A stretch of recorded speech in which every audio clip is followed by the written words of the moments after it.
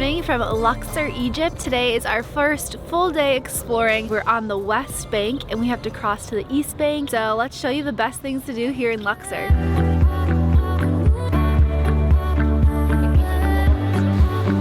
We are here at Karnak Temple. It was built in 2005 BC, which means that it's over 4,000 years old. And fun fact, it actually took 1,600 years to be built. You'll see at the very entrance there is a line of rams. These rams represent the god Amun-Ra, who they were built for. Remember the Sphinx, how it was a lion body and a human head? Well, these statues are actually a lion body with a ram's head, which represents strength and fertility.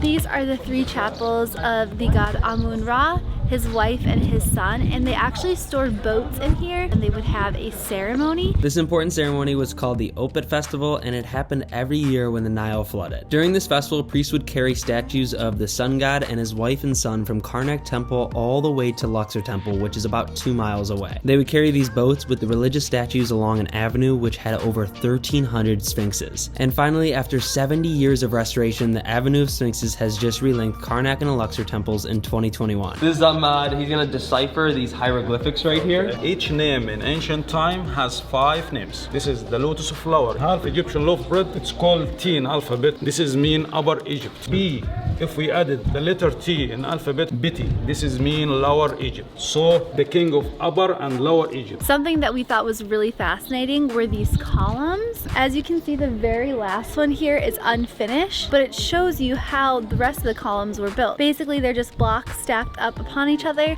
and then they're carved into a perfect, beautiful column. I don't know why they didn't finish that last one, but it's kind of cool because now we see what the before and after is like. Right here is a mud ramp. These are mud bricks layered on top of each other. It's a slope so workers can get up and build these massive structures.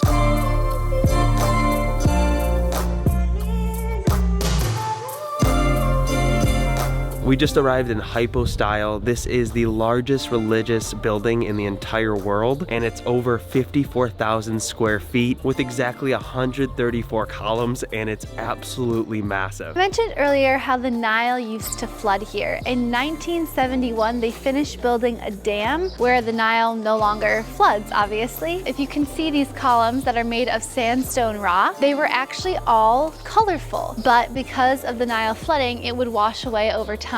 Now, if you look at the very, very top, you can still see some color and it's super stunning. On each wall throughout this entire building are inscriptions on all these columns. You have hieroglyphics. Ahmed's telling us all the different stories and explaining each one in so much depth. It is just mind-blowing. So a lot of people think this temple was just a place for religion, but there are actually many reasons people came here, and one of them was to teach kids mathematics. I'm sure you've all heard of Roman numerals, but here we have Egyptian numbers. This little rainbow is 10, and this swirly is 100. So you can see this is 128. Over here is 450. This would be 1, 2, 3, 4, 48.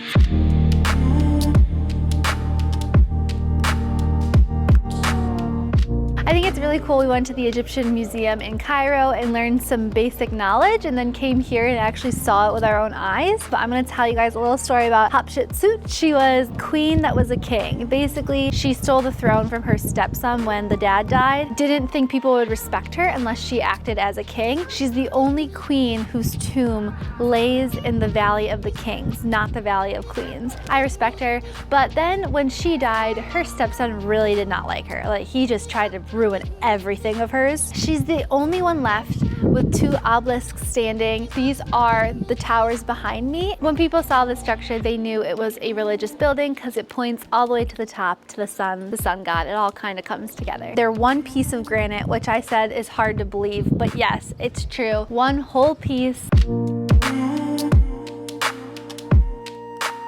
We see this symbol all over Egypt, and we finally learned what it represents. This represents the Nile, the longest river in the world, and here is where the Nile branches into 2, the delta, and this represents Ra, which is the sun god. So altogether, it means the key of life. There's 3 World Heritage sites in Luxor. First is the Karnak Temple, where we are right now. You have the Valley of the Kings, and then next we are heading to Luxor Temple.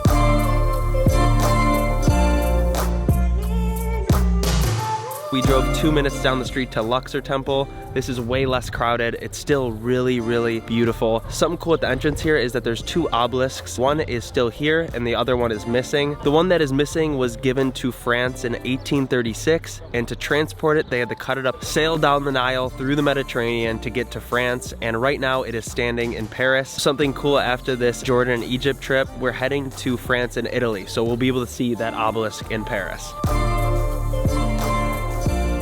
So right here we have King Ian and Queen Anna. Mohammed's helping Anna tie the scarf around her head. Wish I did this Look sooner. at you, man. Looking good, Mohammed. So why did the kings and queens of ancient Egypt to make sure to put all these inscriptions on the walls of temples and buildings? Well, first of all, it was to pay homage to the gods, and it was also kind of propaganda for them because they knew future humans would be able to see these great buildings, and it showed just how great the ancient Egyptians were. I highly recommend getting a guide no matter where you are in Egypt. They're about $35. They're just gonna make sure the scam artists and the hagglers aren't bothering you all day at every single temple. They're also gonna teach you so much knowledge. It's kind of overwhelming. Over time, this will all go away just due to weather. So the University of Chicago is making documents, copying all the drawings in case it does go away, that they have proof that this was here. But how sad is that it might not be here? I'm glad I got to see it. Right behind me is the Avenue of Sphinxes, and this is what connects Karnak Temple to Luxor Temple, and it's about 2,700 meters in between each one. Just seeing how many sphinxes are lined up on this road, it looks like an infinity as it keeps going down forever and ever. So Mohammed, what is your favorite temple or area, museum in Egypt? Hatshepsut Temple. That's in The West Bank. the West Bank in the Valley of the Kings. Yes. After finishing up our time on the East Bank, we stumbled upon tons of abused and starving horses. Seeing this throughout Egypt was really devastating, and we want to keep showing it in our videos to spread the word, and hopefully the Egyptian government does something about it soon. Good, thank you for making us up.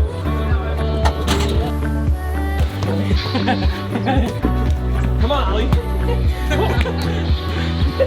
Oh, he used his hand. Funny story, we didn't know where to stay in Luxor, so we asked our friends Austin and Amanda. We met them in Greece, if you remember them from that video. They recommended Luxor Guest House, and we couldn't be happier because we met Ali and the crew here. They are the nicest people ever. This place has hot water, Wi-Fi that's unbelievable, and a great view right on the Nile, so I can't recommend it enough. We're not sponsored in this video by them. We just love it here, and now we're gonna go on a boat ride with 2 new friends we just met last night. Excited to share who that is.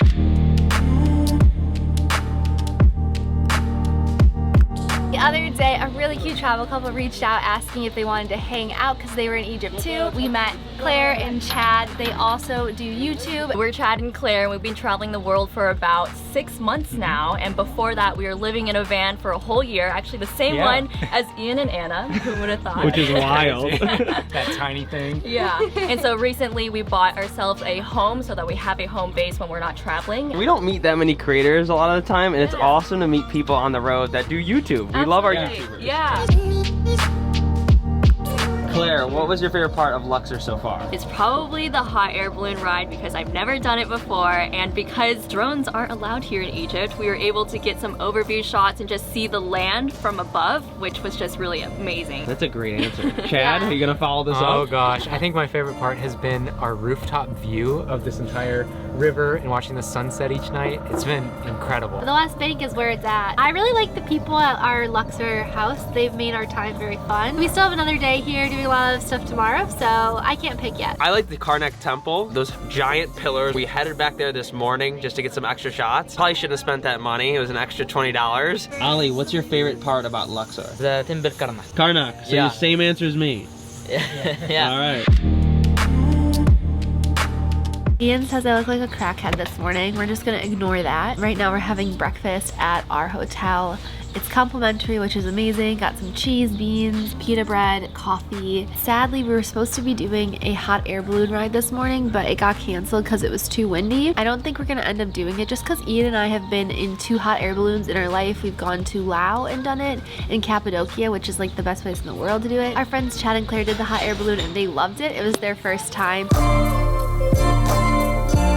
Today we're going to be exploring the Valley of the Kings. We still got Mo as our tour guide today. We're very excited. There are 64 tombs here. A little bit of history. The pyramids of Giza were actually used to bury kings in the Old Kingdom. But there were a lot of problems with that. They were such an obvious point for robbers to come explore, maybe find some gold and excavate the pyramids. The New Kingdom kings were like, we're gonna go somewhere else, and they chose this spot here in Luxor because of the hidden opportunities to build tombs in the mountain. There's still a pyramid up at the top representing and following the tradition of the Egyptian history. If you guys have seen Night at the Museum, which is one of my favorite movies, you'll see Prince or King Akhmenra, and that's not a real pharaoh or anything, but his character is actually based off of King Tut, who was a very young king and died young as well. And that is his tomb, which is very cool. For over 1,000 years, kings, queens, and nobles were buried in these mountains. These tombs were cut into limestone rock, and some reached more than 200 meters into the mountain. It was definitely crazy going down into these tombs, especially with how packed it was midday. You get to see 3 tombs with your general admission pass, but to see more, you'll have to pay an extra $10 to $30 per tomb, so make sure you check into that before arriving. Mo just asked us a very interesting question. How did the ancient Egyptians build these tombs with no light? My answer was fire. I thought they brought like torches in, but then that would create smoke. The right answer is that they used mirrors. So they would place mirrors outside the tomb, and there was one mirror inside that would light everything up from the sun.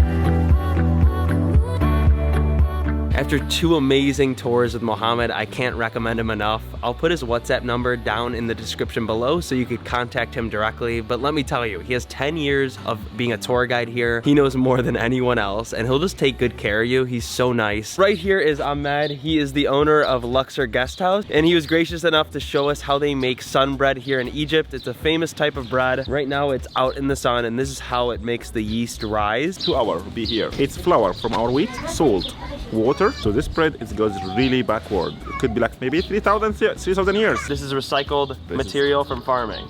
No, this is egg cartons. Oh, egg cartons? Yes. Okay. That is a super smart way to reuse egg cartons. Not only does Ahmed own the hotel, he has a farm over here. He has a carpenter business where he uses these trees right here and he makes them into these chairs and sells them. Look how nice these are. Got the knife, chisel. What is this? Hammer. Acacia wood. I use the green one. I cut a lot of pieces like this, different size. I take the skin out. So now I can make hole through. I put the dry one through the green one now. Okay. So that's how I join them together. When I finish what I'm doing, chair or table, whatever, then I'll leave them under the sun to dry. And then he's also a tour guide here in Luxor. Yes, I am a tour guide. I study Egyptologist, 4 years in university. I speak English, German, and French too. My gosh, so it's a one-stop shop. If you come on this bank of Luxor, he's gonna take good care of you. And that's a wrap in Luxor. Hopefully you guys enjoyed the video and got a ton of value out of it. In our next video, we're gonna be heading to the Red Sea to swim with dolphins. This was by far the most amazing experience we've ever had. We will see you in the next one. Woot woot, yip yip, riba riba riba, whoop.